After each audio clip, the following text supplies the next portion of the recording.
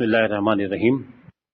हम फिर वहीं से सिलसिला जोड़ते हैं जहाँ से हमारा सिलसिला टूटा था कि हम किताब पैदाइश या किताब तकवीन या किताब शुरुआत या किताब बरेशीत की पहले बाब की अभी दूसरी आयत में। और खुदा ने कहा कि रोशनी अच्छी है और खुदा ने रोशनी को तारीकी से जुदा किया और खुदा ने रोशनी को तो दिन कहा और तारीकी को रात, और शाम हुई और सुबह हुई, सो पहला दिन हुआ। और खुदा ने कहा कि पानियों के दरमियान फजा हो ताकि पानी पानी से जुदा हो जाए। बस खुदा ने फजा को बनाया और फजा के नीचे के पानी को फजा के ऊपर के पानी से जुदा किया, और ऐसा ही हुआ। और खुदा ने फजा को आसमान कहा और शाम हुई और सुबह हुई, सो दूसरा दिन हुआ। और खुदा ने कहा कि आसमान के नीचे का पानी एक जगह जमा हो कि खुश्की नजर आए, और ऐसा ही हुआ। और खुदा ने खुश्की को जमीन कहा और पानी जो जमा हो गया था उसको समंदर, और खुदा ने देखा कि अच्छा है। और खुदा ने कहा कि जमीन घास और बीजदार फूलों को और फलदार दरख्तों को और जो अपनी अपनी जिन्स के मुआफिक फलें और जो जमीन पर अपने आप ही में बीज रखें उगाए, और ऐसा ही हुआ। तब जमीन ने घास और बूटियों को और जो अपनी अपनी जिन्स के मुआफिक बीज रखें और फलदार दरख्तों को जिनके बीज उनके जिन्स के मुआफिक उनमें है उगाया। और खुदा ने देखा कि अच्छा है। और शाम हुई और सुबह हुई, सो तीसरा दिन हुआ।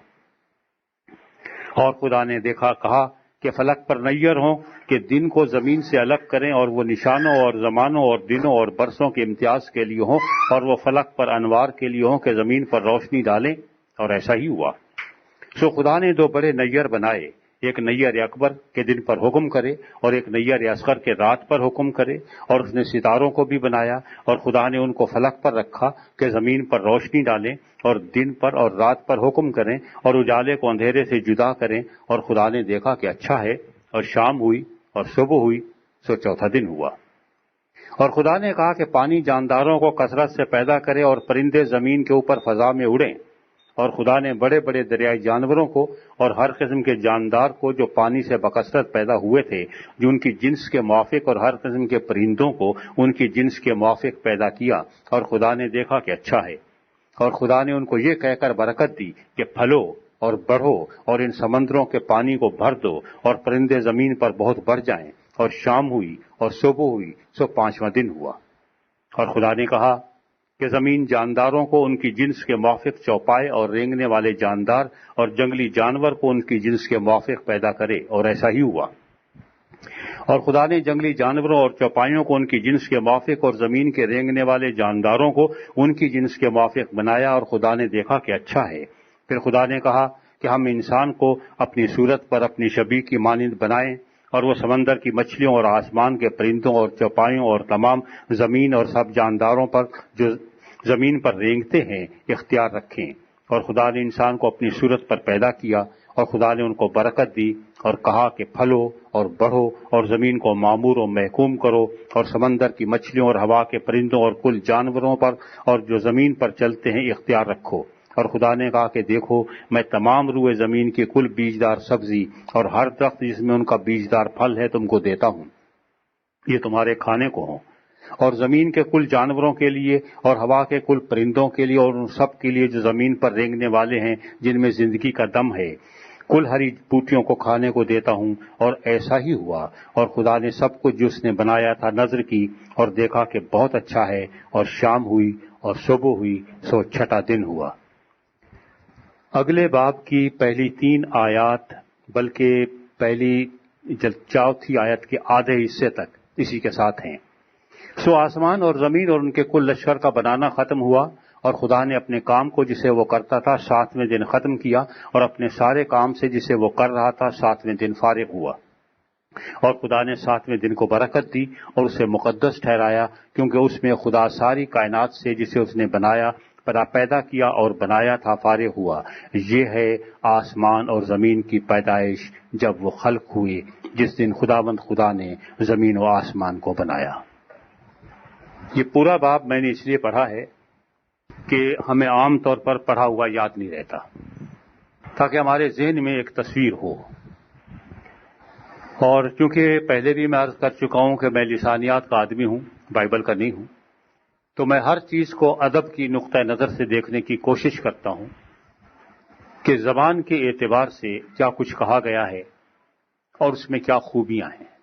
کیونکہ ایک بات طے ہے کہ اگر کوئی آدمی معقول ہو تو جب بھی وہ بات کرتا ہے اس کے پیچھے کوئی نہ کوئی مطلب اور مقصد ہوتا ہے جس کے اظہار کے لیے وہ بات کرتا ہے. بعض اوقات وہ صحیح طور پر اظہار کر جاتا ہے اور بعض اوقات نہیں کر پاتا. جب نہیں کر پاتا تو بیچ میں بار بار کہتا ہے میرا کہنے کا مطلب یہ تھا، یعنی یوں سمجھ لیں. اس کا مطلب یہ ہوتا کہ جو بات میں کہنا چاہ رہا تھا وہ نہیں کہہ پایا. اور جب وہ کہتا ہے تو پھر ایسی باتیں استعمال نہیں کرتا. جب ہم انسان سے یہ توقع کرتے ہیں کہ وہ معقول گفتگو کرتا ہے تو خدا سے ہم ضرور یہ توقع کرتے ہیں کہ وہ بہت ہی معقول گفتگو کرے گا اور اس میں کوئی نہ کوئی ڈیزائن ہوگا. ہم ساری تشریح میں نہیں جاتے.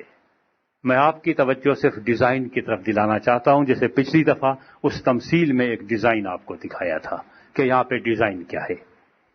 یہاں پر پہلی آیت ٹائٹل ہے اس پوری کتاب کا کہ کائنات کی تخلیق کیسے ہوئی.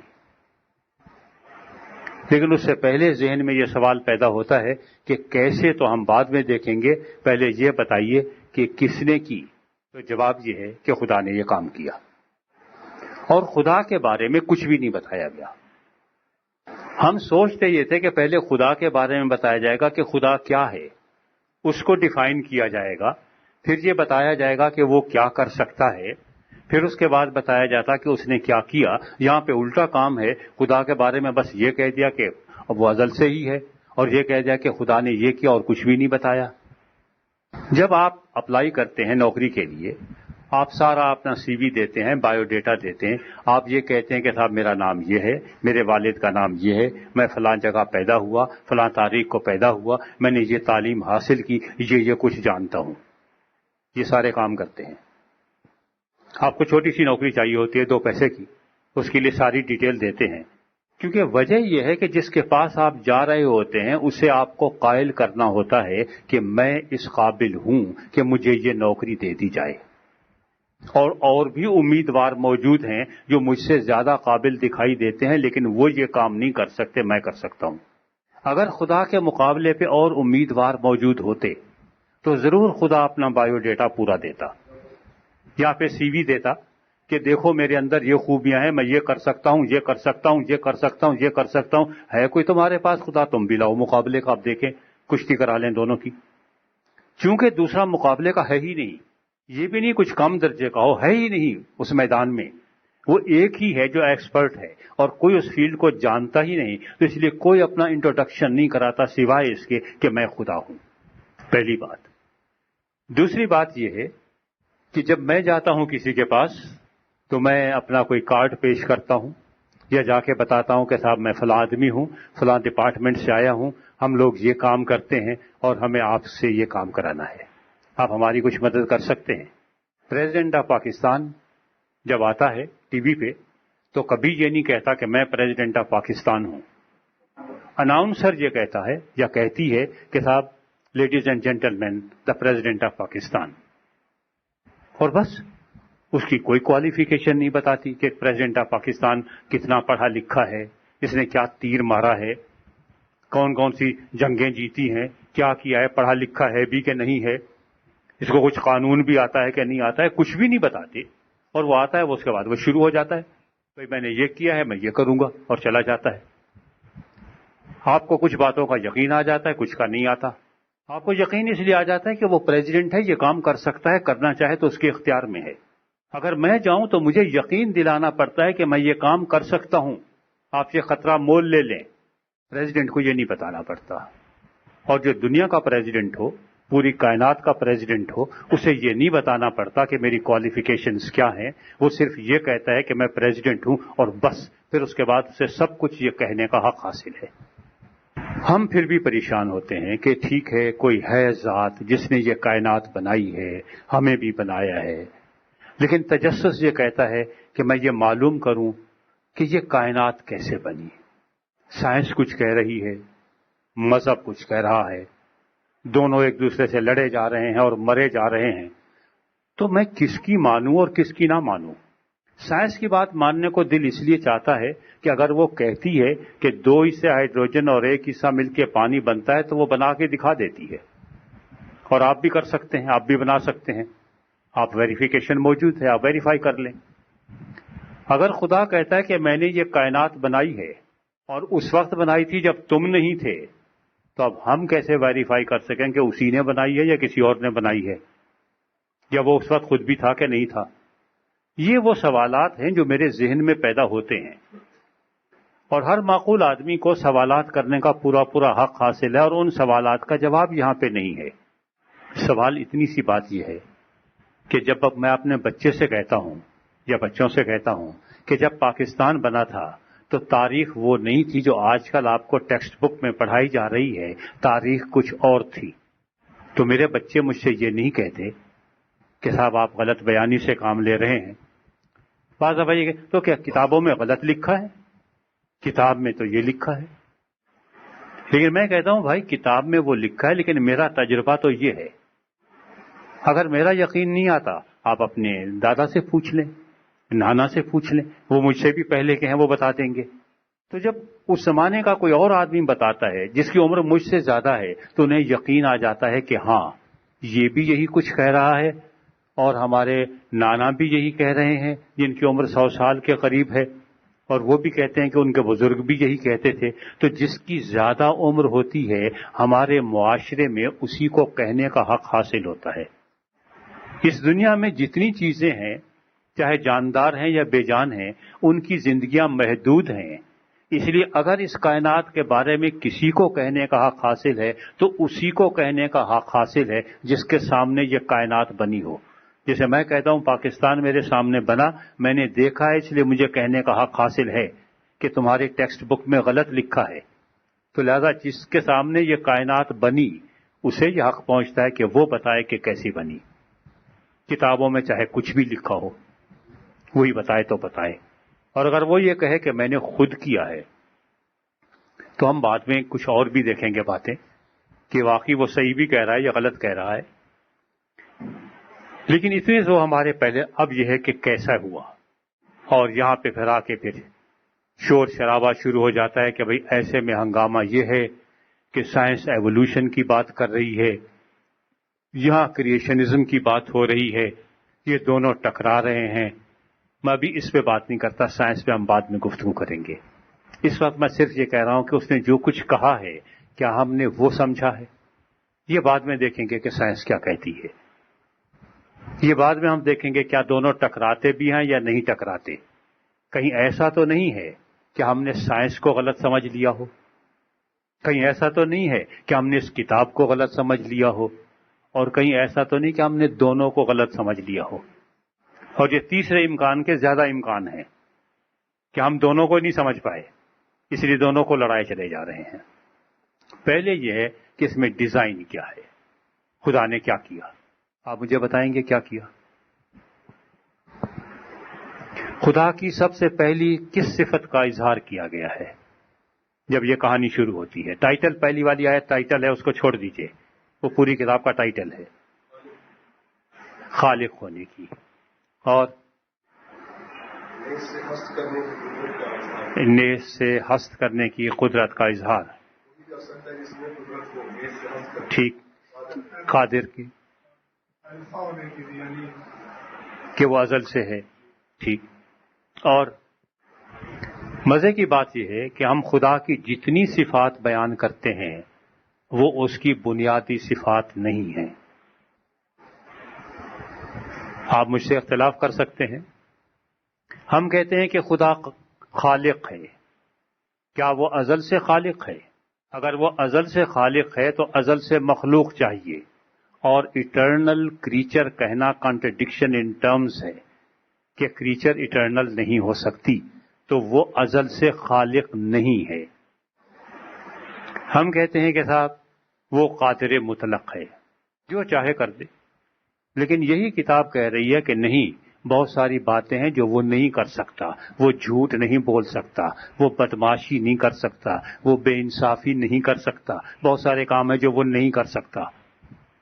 تو وہ قادر مطلق ان معنی میں نہیں ہے جو ہم سمجھتے ہیں کہ جو چاہے کر گزرے، کیونکہ اس سے کوئی پوچھنے والا نہیں ہے، ہٹلر اعظم ہے تو سب کچھ کر دے. نہیں، بہت سارے کام ہیں جو وہ نہیں کر سکتا کیونکہ وہ اس کی فطرت کے خلاف ہیں. اگر یہ گھڑی صحیح ہے تو یہ غلط ٹائم نہیں دے سکتی، اور اگر یہ غلط ٹائم دیتی ہے تو یہ پھر گھڑی کا کام نہیں دے رہی ہے، اس کو پٹری پہ رکھ دینا چاہیے. اس لیے اگر وہ قادر مطلق ایسا ہے کہ اپنی قدرت کو انسانوں کو تباہ کرنے کے لیے استعمال کرتا ہے، انہیں برباد کرنے کے لیے استعمال کرتا ہے، تو پھر وہ رحیم نہیں ہے. اگر ہم یہ کہیں کہ خدا رحیم ہے تو تب بھی وہ ازل سے رحیم نہیں ہے. آپ رحم کسی پر کھاتے ہیں، اس کا وجود پہلے چاہیے، مرحوم کا، رحیم کا بعد میں آئے گا. تو خدا کی ساری صفات جتنی بھی ہم بیان کرتے ہیں ان میں سے ایک بھی ازلی صفت نہیں ہے. جو صفت یہاں بیان کی گئی ہے کہ خدا نے سب سے پہلا کام کیا وہ یہ ہے کہ خدا بولا، خدا نے بات کی، تکلم کرنا، کلام کرنا، یہ ہے اس کی ازلی صفت.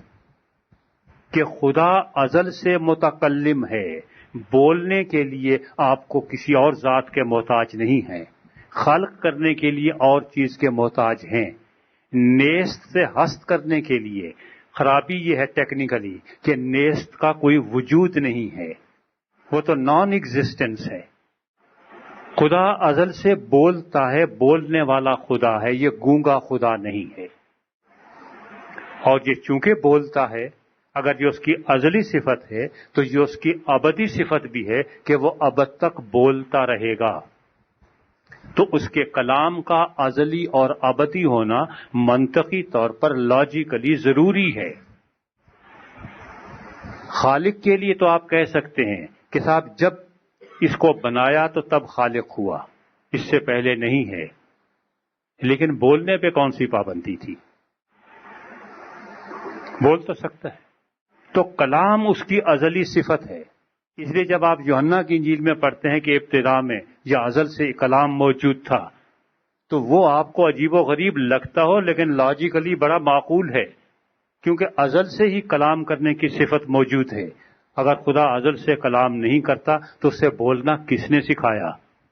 مجھے بولنا میری ماں نے سکھایا. اس کی تو ماں نہیں ہے، اس کا تو باپ بھی نہیں ہے. جب میں نے بولنا سیکھا تو میں نے بہت غلطیاں کی. اس نے جب بولا، اس نے بات کی تو اس میں کوئی گرامر کی غلطی نہیں ہے. وہ تو بالکل صاف صاف باتیں کر رہا ہے، وہ تو مم مم پم پپ پپ ایسے نہیں کر رہا ہے، وہ تو بالکل صاف صاف بول رہا ہے. اس لیے سب سے پہلی صفت جو خدا کی بیان کی گئی ہے وہ کلام ہے. اگر وہ متکلم ہے، کلام کرنے والا ہے، تو پھر کوئی کلام بھی ہونا چاہیے جو وہ کرے. اگر ہم کہیں کہ وہ متکلم ہے، وہ بولتا ہے لیکن الفاظ نہیں نکلتے، آواز نہیں نکلتی، تو بھائی یہ تو زیادتی ہے. تو کلام چاہیے، ازل سے چاہیے. اور کلام ظاہر یہ کرتا ہے کہ میرے ذہن میں کیا ہے. جب تک میں نہیں بولتا آپ کو معلوم نہیں ہوتا کہ میں کیا سوچ رہا ہوں. جب میں بولتا ہوں تب آپ کو معلوم ہوتا ہے کہ جتنا اچھا میں دکھائی دیتا ہوں اتنا اچھا ہوں نہیں. میرا بھرم اسی وقت تک ہے جب تک میں نہیں بول رہا. جیسے حضرت سلیمان علیہ السلام نے کہا تھا کہ اگر تم کسی مجلس میں خاموش رہو گے، یہ میرا ایکسپینڈڈ ٹرانسلیشن ہے اس لیے آپ اس سے مت ملائیے گا. ایکسپینڈڈ ٹرانسلیشن یہ ہے کہ اگر تم کسی مجلس میں بیٹھے ہوئے اور خاموش ہو، زیادہ سے زیادہ لوگ یہی کہیں گے نا یہ احمق ہے، جاہل ہے. لیکن کیا ضروری ہے کہ تم بول کے ان کے شک کو یقین میں بدل دو؟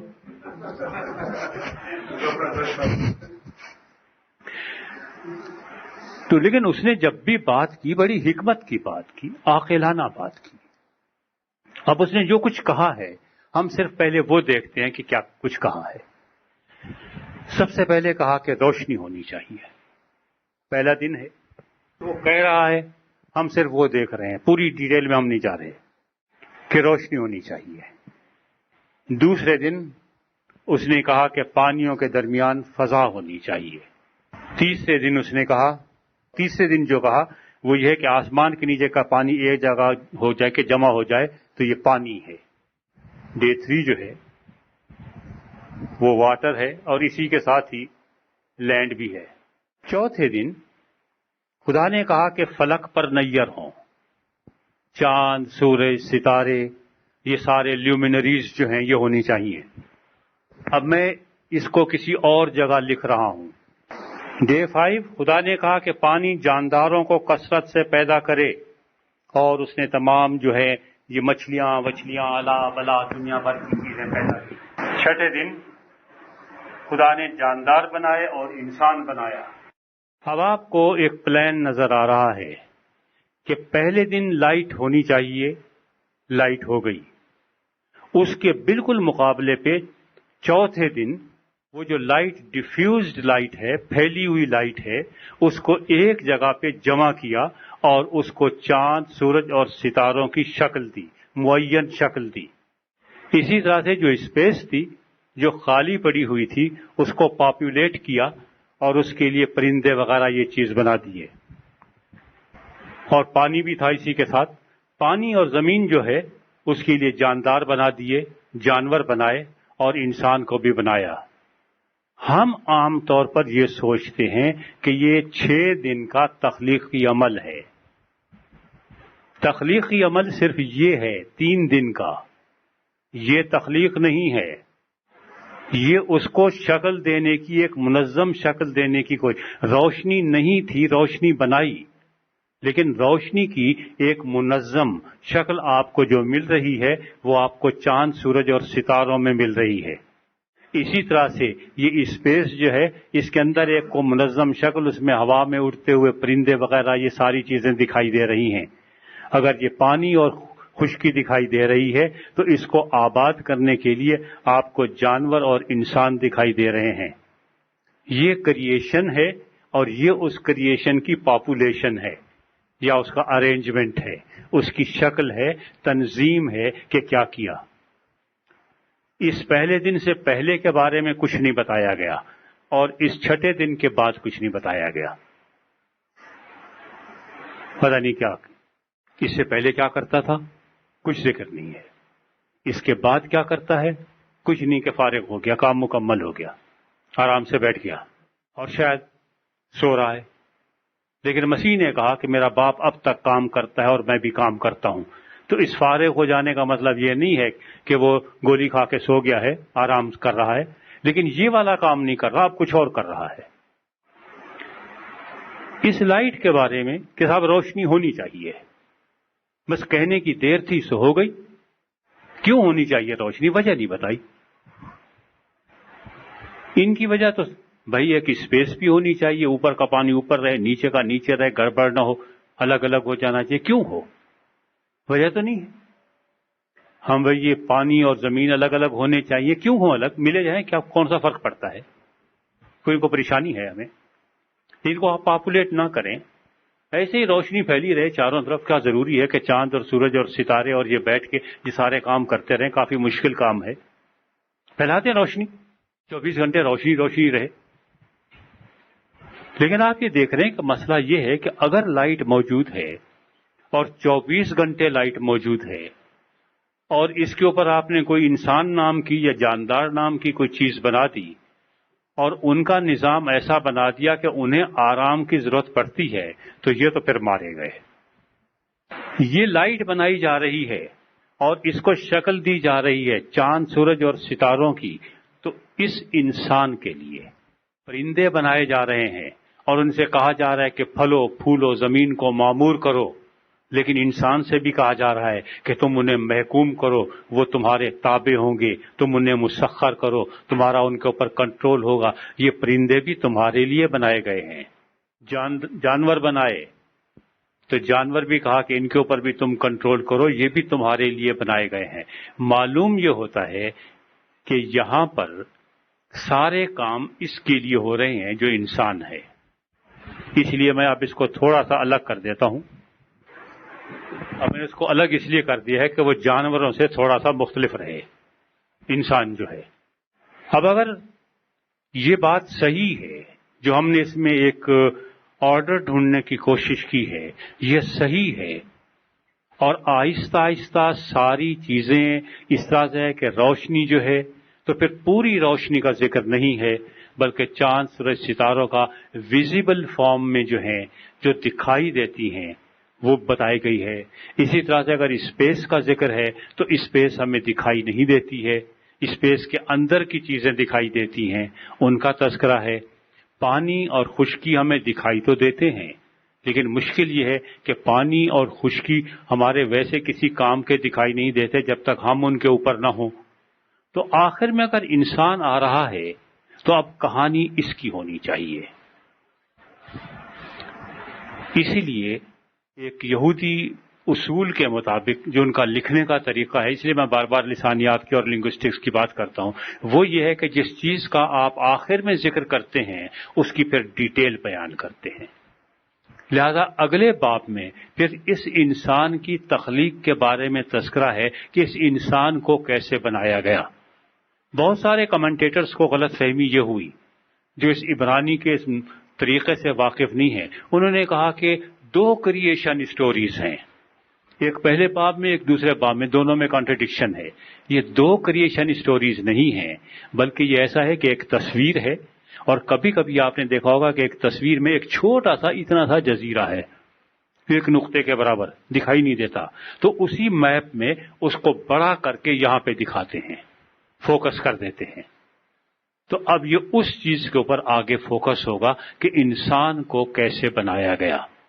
جب انسان کے بارے میں ہم پڑھیں گے تو پھر ہمارے ذہن میں سوالات ابھریں گے کہ اگر انسان کو اتنا اچھا بنایا تھا تو آج اتنا اچھا دکھائی کیوں نہیں دیتا. یہ خرابی بنانے والے کی ہے، بننے والے کی ہے، یا باہر سے کسی نے خرابی پیدا کر دی ہے؟ اگر یہ بنانے والے کی ہے تو پھر تو وہ خدا حکیم نہیں ہے، پھر تو وہ وائز نہیں ہے.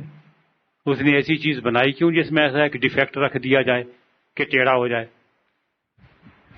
یا یہ خرابی بعد میں پیدا ہوئی تو کن حالات کے تحت پیدا ہوئی، اس کا تذکرہ ہوگا. اور پھر مزے کی بات یہ ہے کہ اس کے بعد اگلے باب سے جو شروع ہوئی ہے کہ اس میں یہ خرابی کیا پیدا ہوئی تھی، تو اس کے بعد پھر ساری کہانی یہ ہے کہ وہ خرابی آہستہ آہستہ کیسے ڈیویلپ کرتی چلی گئی. لیکن ہم پھر پریشان ہوتے ہیں کہ ساری برائیاں آپ بیان کر رہے ہیں، اس کا علاج بھی کوئی ہے کہ نہیں ہے؟ یہ مشین کبھی ٹھیک بھی ہوگی؟ یہ مشینری آؤٹ آف آرڈر ہو گئی ہے. آخر میں پھر جا کے ہم دیکھتے ہیں کہ یہ مشینری ٹھیک ہو جاتی ہے جب آپ ریویلیشن میں پہنچتے ہیں. اس سے پہلے صرف خراب مشین ہے، معلوم ہوتا ہے کہ اس مشین کو ریپلیس کر دیا جائے گا. تو یہ ایک آرڈر ہے جو یہاں پہ دکھایا گیا ہے. ابھی ہم پوری ڈیٹیل میں نہیں جا رہے، لیکن تھوڑی سی چند ایک مسائل ہیں جو اور اسی باب میں ان کی طرف آپ کی توجہ دلاؤں. کہ پہلے یہ ہے کہ زمین ویران اور سنسان تھی، اور پانی کے اوپر جو ہے اردو ترجمے میں یہ ہے کہ خدا کی روح پانی کی سطح پر جنبش کرتی تھی. اس عبارت کے 2 ترجمے کیے جا سکتے ہیں اور دونوں ترجمے صحیح ہیں. روح الوہیم کا مطلب یہ بھی ہو سکتا ہے کہ خدا کی روح پانی کی سطح پہ جنبش کرتی تھی، اور یہ بھی کہ بہت تیز ہوائیں چلتی تھی اور آندھیاں چلتی تھی. دونوں ترجمے ممکن ہیں، اس لیے یہ ہم اس میں لڑ نہیں سکتے کہ صاحب یہ ترجمہ لازمی طور پر صحیح ہے اور دوسرا غلط ہے. دونوں ہی صحیح ہیں. اور اس وقت خدا نے کہا کہ روشنی ہونی چاہیے. اب ایک کانٹرڈکشن یہ ہے جو ہمیں دکھائی دے رہی ہے کہ زمین ابھی بنی نہیں ہے اور اس سے پہلے زمین ویران اور سنسان تھی. زمین تو جا کے بن رہی ہے بھائی آگے کہیں تیسرے دن، اور یہ پہلے ویران اور سنسان پڑی ہوئی ہے نہیں. یہ کیا بات ہو گئی؟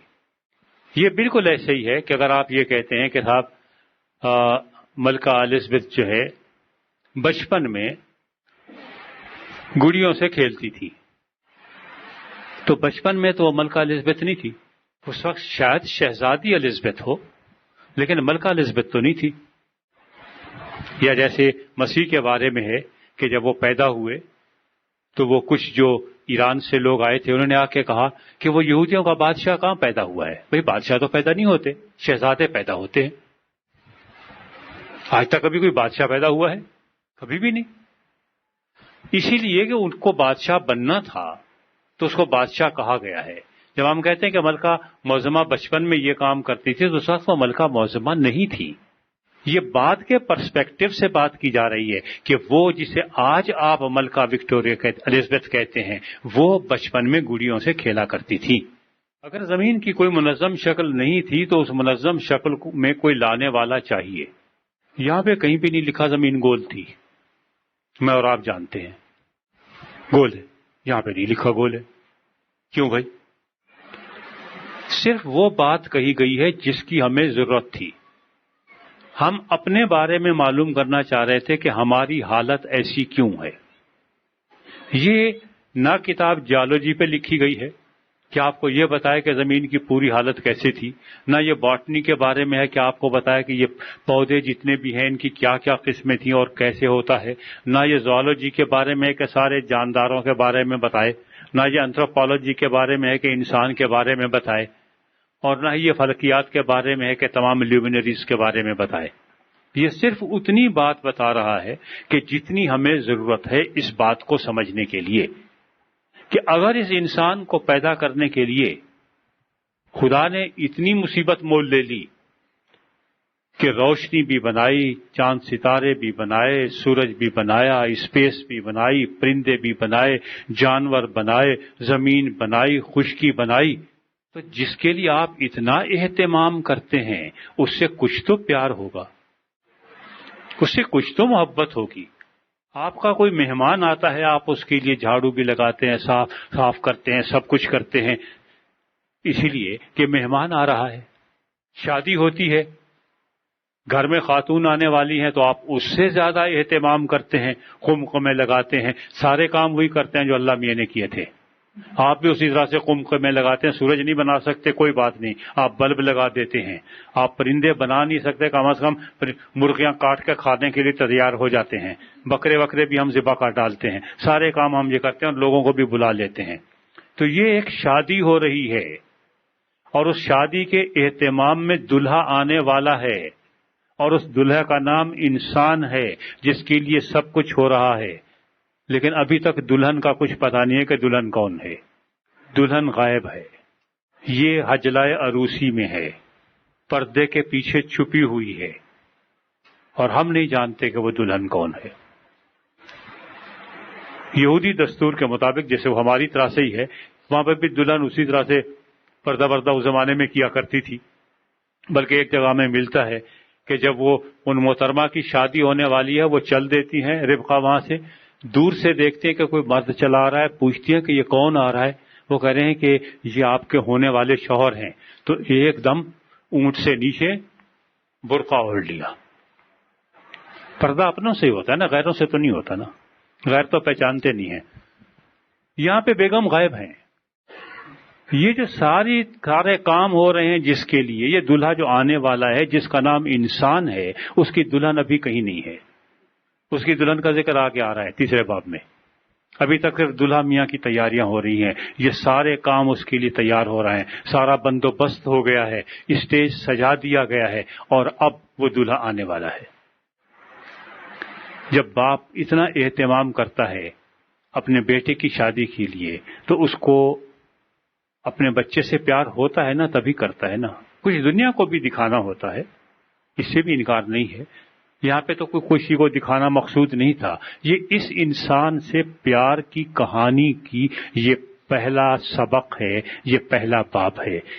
ہم کہتے ہیں کہ یہ تخلیق کائنات کے بارے میں ہے تخلیق کائنات کے بارے میں، لیکن یہ خدا کی محبت کی کہانی، یہ پریم کہانی کا پہلا باب ہے.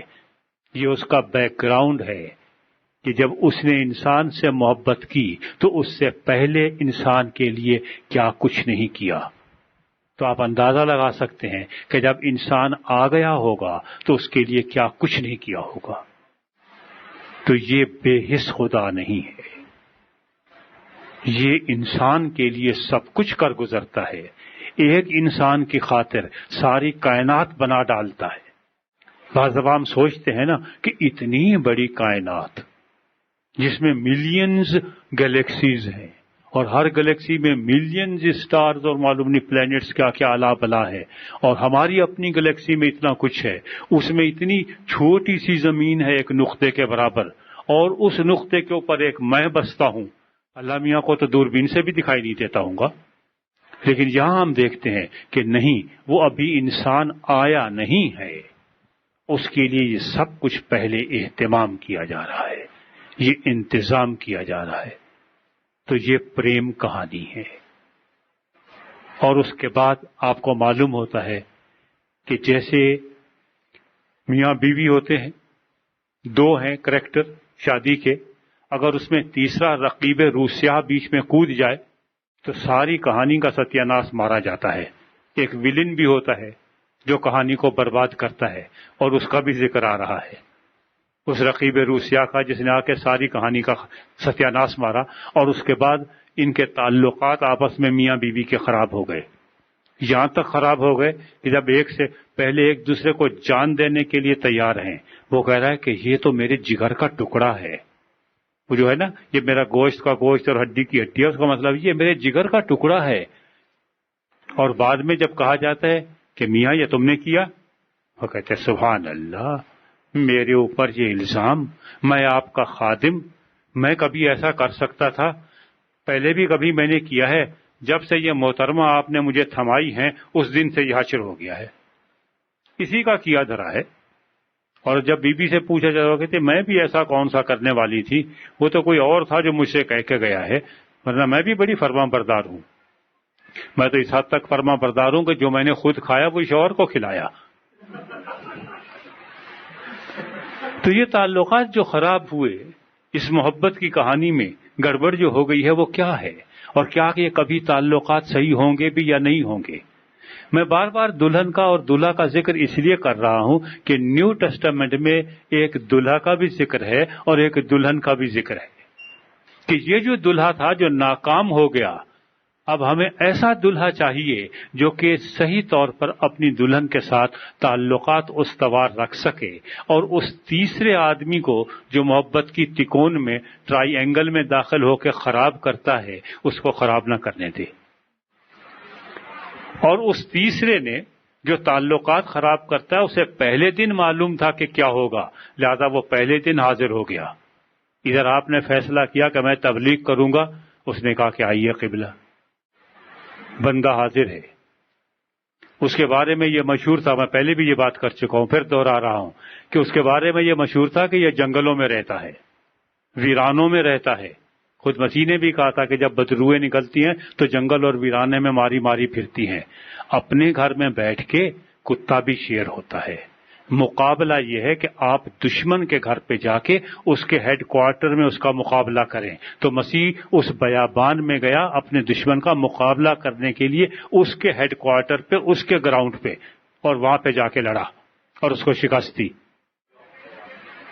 تاکہ یہ جو ٹرائی اینگل بن رہی ہے اور یہ تعلقات خراب ہو رہے ہیں وہ خراب نہ ہوں۔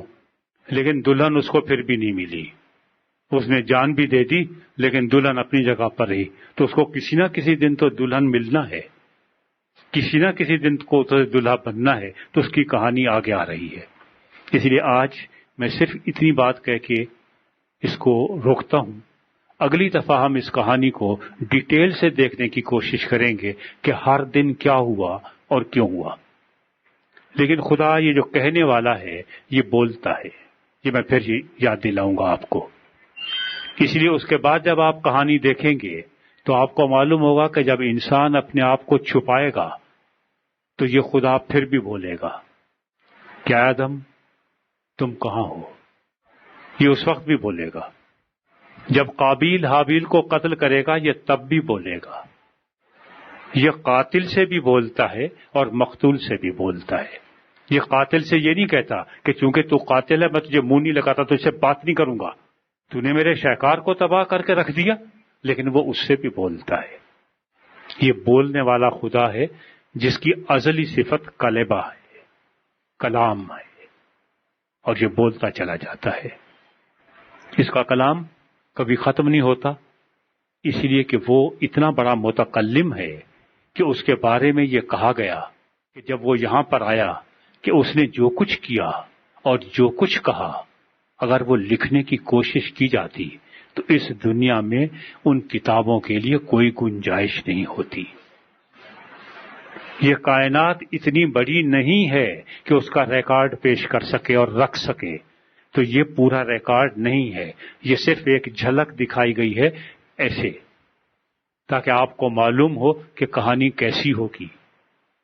اگر یہ اتنا پیار کر سکتا ہے اور یہ سارے کام کر سکتا ہے تو پھر اس سے کچھ بعید نہیں ہے کہ اس پیار کی خاطر کیا کچھ نہ کر دے۔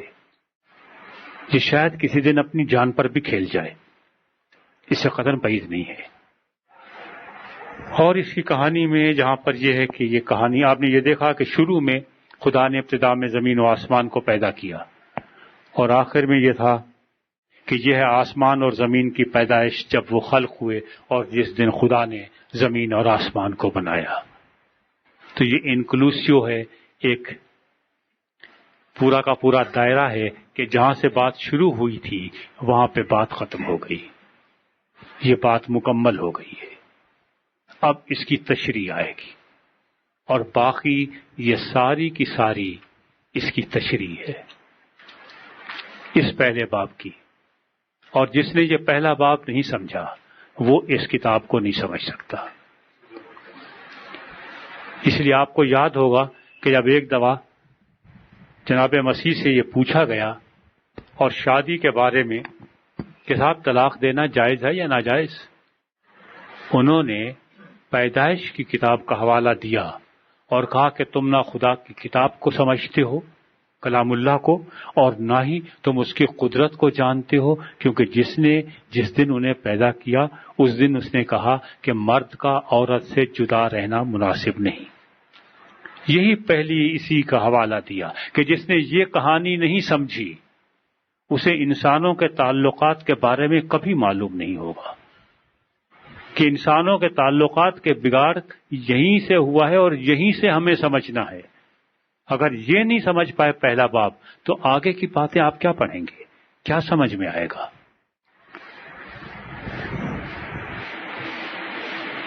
خدا نے 7ویں دن کو مقدس ٹھہرایا، اور ہمیں معلوم نہیں ہے کہ کیسے مقدس ٹھہرایا، یہ تو آگے جا کے پتہ چلے گا، لیکن وہ ہے بڑا مقدس دن جس دن خدا نے کام نہیں کیا۔ یعنی یہ جتنے سارے دن ہیں ان میں سے کوئی مقدس نہیں ہے، اور ہم یہی سمجھتے ہیں کہ شاید 7واں دن اس لیے مقدس ہے کہ خدا نے اس دن آرام کیا، تو آرام کا دن سب سے بڑا مقدس دن ہے۔ اس لیے مقدس نہیں ہے کہ اس دن خدا نے آرام کیا، بلکہ اس لیے مقدس ہے کہ جس کے لیے یہ کائنات بنائی جا رہی تھی انسان کے لیے، وہ بن گیا۔ یہ کائنات اس لیے مقدس ہے کہ اس میں میں اور آپ موجود ہیں، انسان موجود ہے۔ اگر انسان نہیں ہوتا تو یہ مقدس نہیں تھی۔ یہ بہت ہی انسان بہت بڑی مقدس چیز ہے، لیکن آگے کہانی میں ہمیں معلوم ہوتا ہے کہ یہ بہت سے غیر مقدس کام بھی کرتا ہے۔ یہ عجیب و غریب مقدس ہے، کیونکہ اس دنیا میں جتنی چیزیں اور بنائی گئی ہیں ان میں سے کوئی خدا کی حکم عدولی نہیں کرتی۔ آئیے ایک نظر دوڑائیں کہ کیا کبھی روشنی کہتی ہے کہ نہیں میں نہیں چمکوں گی؟ سورج کہتا ہے نہیں آج تو میں تھکا ہوا ہوں بھائی، صدیوں سے روز یہی چکر لگا لگا کے مر گیا ہوں، آج میرا آرام کا دن ہے، آج میں نہیں نکلتا۔ چاند کہ نہیں نہ بابا، یہ ہر دفعہ کی مصیبت میرے عذاب ہے، اتنا چھوٹا پھر بڑا پھر بڑا، پھر پورا ہو جاتا ہوں پھر مجھے چھوٹا کرنا شروع کر دیتے ہیں۔ یہ سکیڑنے کا اور یہی عمل میرے ساتھ جاری رہتا ہے۔ میں تنگ آ گیا ہوں اس چکر سے بھائی، میں تھک گیا۔ ستارے کہ نہیں ہم نہیں نکلتے، ہم اتنی دور دور کھڑے ہوئے ہیں، بہت سارے ہم میں سے بجھ بجھا بھی گئے، ہم بھی بجھ بجھا جائیں گے، ہم نہیں نکلتے۔ کبھی اسپیس نے بغاوت کی، کبھی پرندوں نے کہا نہیں ہم نہیں اڑتے۔ ہمارا کام یہی ہے کہ ہر سال مائگریٹری برڈز کی صورت میں ہم وہاں سے اڑیں تو اڑتے ہوئے کینجھر جھیل میں آ کے دم لیں، ہم نہیں نکلتے۔ یا مچھلیاں کہہ کہ ہم سے یہ نہیں ہوتا کہ صاحب وہاں سے چلیں تو یہاں تک آئیں۔ یا جانور کہہ کہ نہیں بھائی، کتا کہہ کہ میں بھونکتے بھونکتے تنگ آ گیا ہوں، آج تو میرا بھونکنے کو دل نہیں چاہ رہا، آج تو میں سوچ رہا ہوں کہ میں انگریزی بولوں، تو وہ نہیں کرتے۔ ان میں سے کوئی بھی خدا کی حکم عدولی نہیں کرتا۔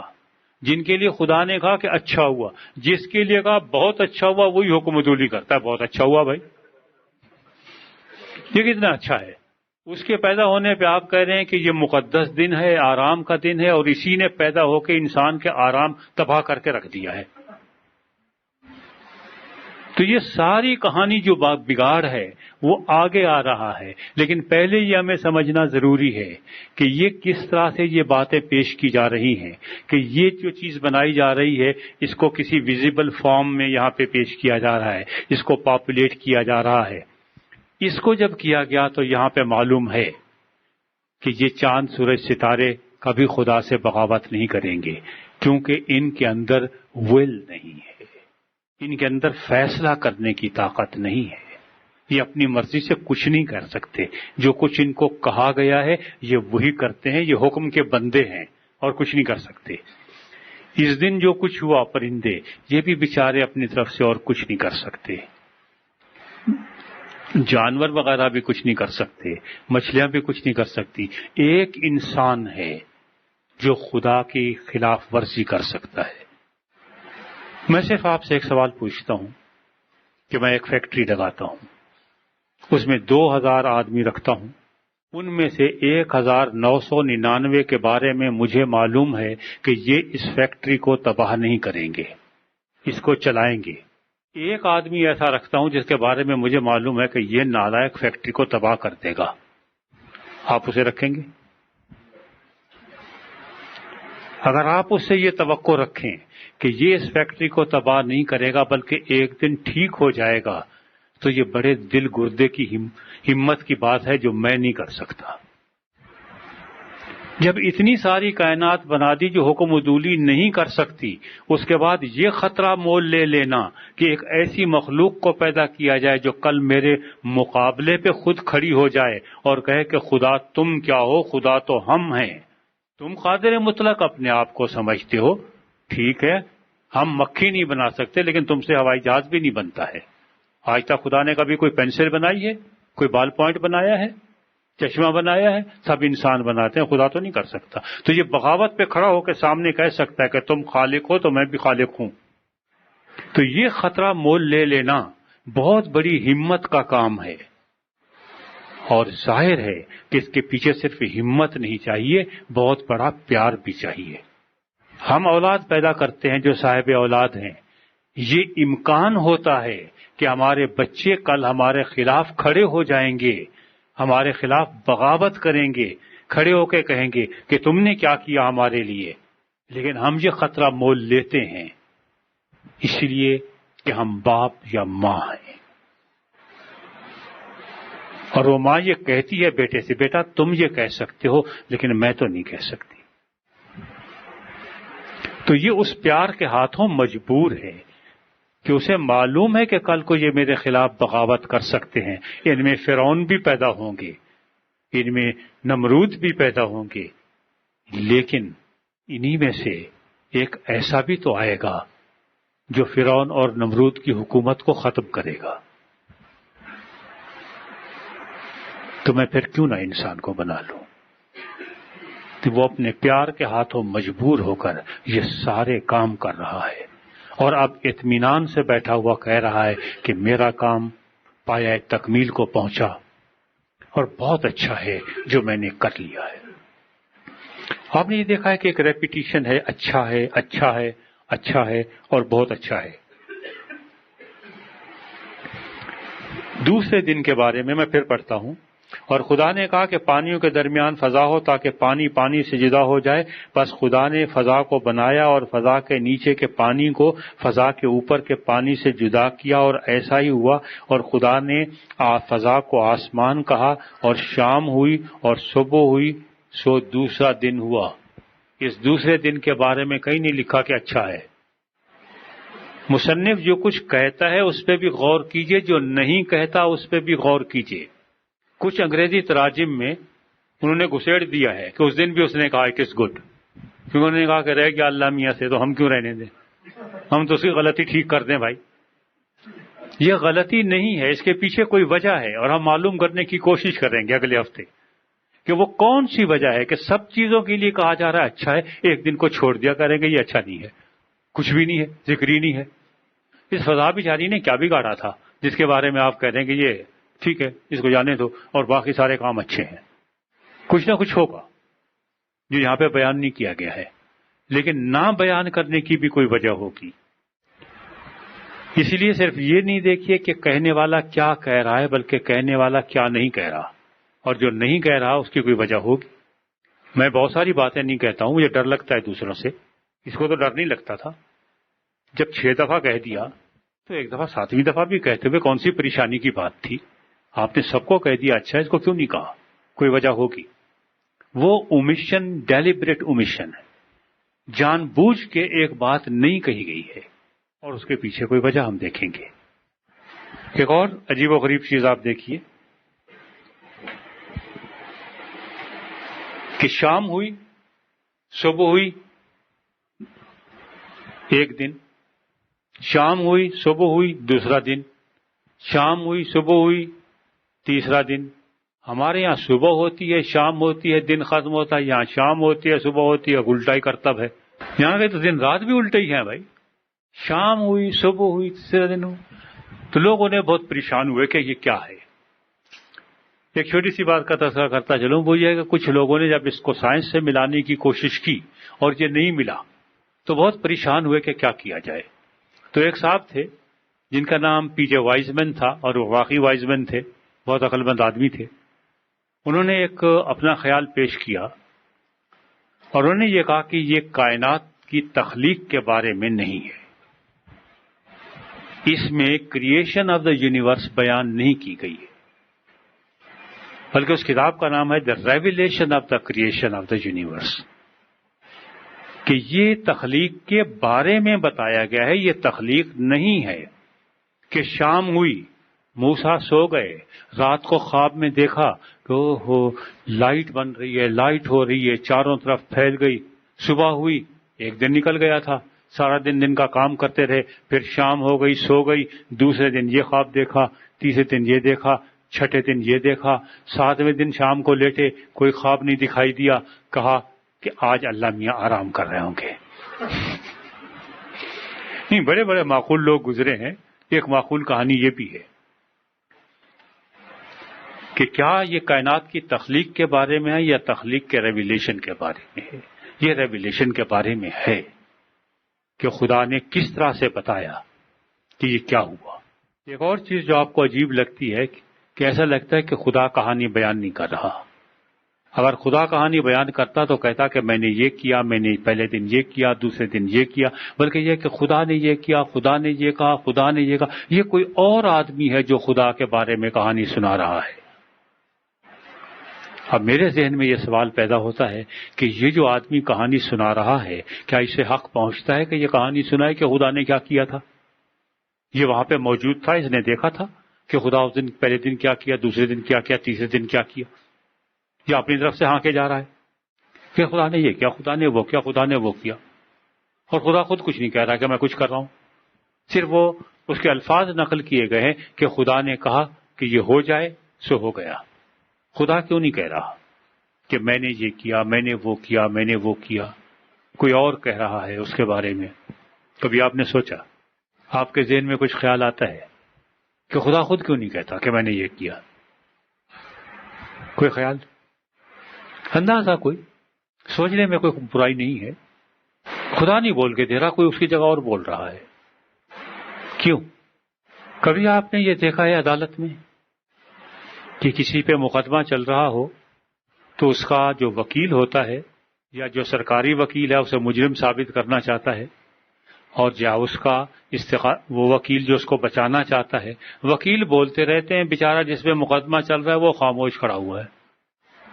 لیکن وکیل کو الہام ہوتا ہے، وہ کہتا ہے نہیں صاحب میرے موکل نے یہ نہیں کیا تھا، میرے موکل نے تو یہ کہا تھا، میرے موکل نے یہ کہا تھا.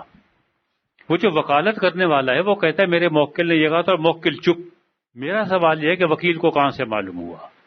پہلے وہ موکل وکیل کو بتاتا ہے کہ یہ میرے ساتھ ہوا ہے، میرا مقدمہ لڑو، کیونکہ میں قانون سے واقف نہیں ہوں. دوسرا مخالف جو ہے وہ مجھے پھنسا دے گا کہیں الٹا پلٹا سوال کر کے. اب خدا کے اوپر تو مقدمہ چل نہیں رہا، کوئی مخالف پارٹی بھی موجود نہیں ہے، لیکن ہے جو ایک چھپی ہوئی مخالف پارٹی ہے جو مقدمہ چلا رہی ہے، تو لہذا خدا نے موسیٰ کو بتا دیا کہ میری طرف سے تم یہ بیان دے دو. اب پھر میں دیکھتا ہوں کہ مخالف اس کی تردید کرتا ہے کہ نہیں کرتا. مخالف نے تردید نہیں کی. ایک جگہ ملتا ہے زبور میں کہ احمق نے اپنے دل میں یہ کہا ہے کہ خدا نہیں ہے. بہت اچھا زمانہ تھا، سچی بات، کہ جب احمق اپنے دل میں کہتے تھے کہ خدا نہیں ہے. اب تو کھلے بندوں کہتے ہیں کہ خدا نہیں ہے.